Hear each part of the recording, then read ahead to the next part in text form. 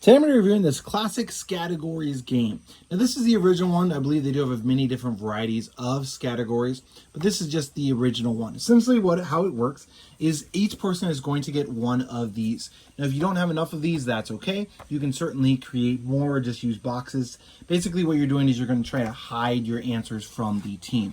Then you're going to have lists. So each of these lists are going to be different. So you're going to be looking for a boy's name, U.S. cities, things that are cold on list 1. And how you determine what to do with that list is going to be this die. Now this die has all of the letters on the alphabet, so it is going to be 26-sided die.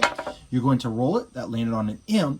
And then you're going to go ahead and push down on the timer, and it will tick until it slowly winds down and goes off to let you know the time is up.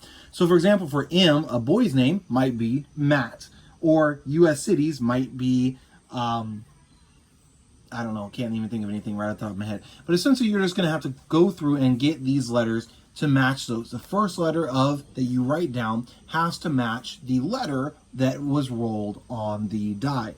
Now, as you work your way down, you can get bonus points if you go ahead and put doubles. So for example, a U.S. city might be named Maryland. I don't know if there's a Maryland. I know it's a state, obviously.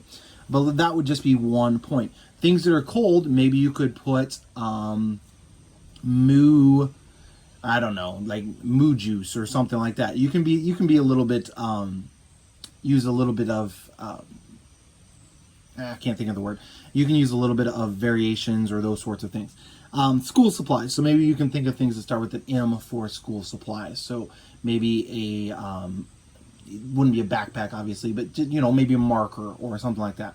If you can get a double letter, so that's going to be a little bit harder, then with that same letter, so it'd have to be M and M, then you can get 2 points. So say insects might be mosquito. Now, some specific rules: you're not allowed to use articles. A, and the cannot be used for the letters. S is a key letter, so you can't be using the shining because T is a key letter for the key letter, etc. So overall, it's definitely a fun game to try out. This age group for this specific game, I would probably say would be preteens to teens, so probably 11, 12, somewhere like that, just because it is more difficult to think of these specific letters as you're working your way through.